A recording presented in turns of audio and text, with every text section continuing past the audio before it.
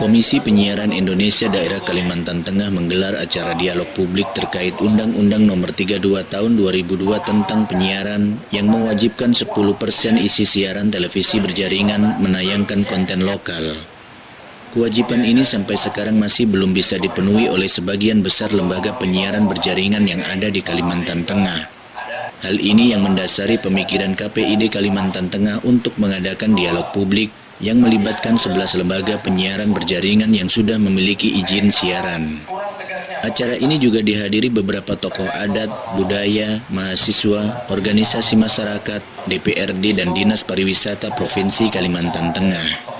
Dialog ini bertujuan untuk menggali beberapa masukan dari peserta yang hadir dan mendengarkan kendala apa yang dihadapi oleh lembaga penyiaran yang ada di Kalimantan Tengah sehingga belum bisa memenuhi amanat undang-undang yang mewajibkan penayangan konten lokal sebanyak 10% dari jumlah jam siar yang ditayangkan.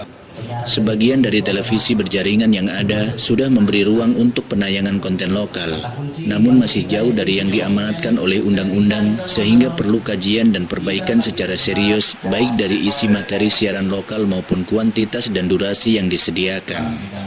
Menurut John Rete Alfrisandi, Ketua KPID Kalimantan Tengah, permasalahan 10% konten lokal ini sudah lama didiskusikan sejak Undang-Undang Penyiaran disahkan.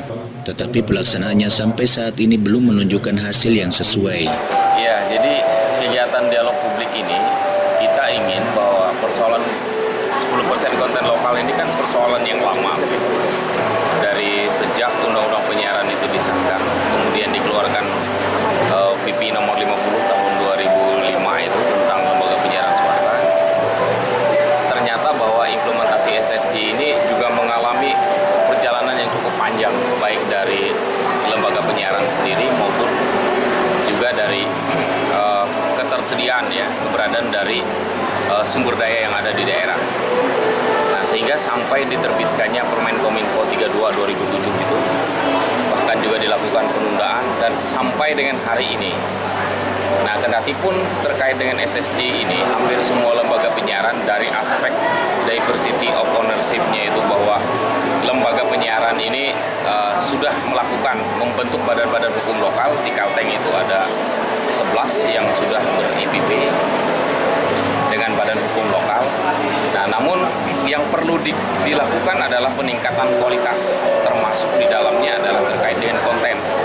Nah, di kita itu jika sebuah lembaga penyiaran itu bersiaran 24 jam, berarti 2,4 jam itu minimal 10%. Nah, ternyata berdasarkan hasil pemantauan yang dilakukan oleh KPI terhadap 11 lembaga penyiaran yang ada di Kota Palangkaraya ini, itu hanya satu masih yang bersiaran 90 menit. Selebihnya masih 1 jam, bahkan ada yang setengah jam. Dan itu pun kalau kita lihat dari aspek kualitas siaran itu juga masih jauh daripada yang kita harapkan. John Rete juga berharap agar nantinya ketika sistem stasiun berjaringan mampu memenuhi amanat undang-undang, berdampak pada pemberdayaan tenaga lokal yang maksimal dan mampu memberikan jaminan kesejahteraan juga kepastian status hubungan kerja bagi tenaga kerja lokal yang turut berkarya dalam sebuah lembaga penyiaran yang ada. Dari Palangkaraya, Fransaidi Permata TV mengabarkan.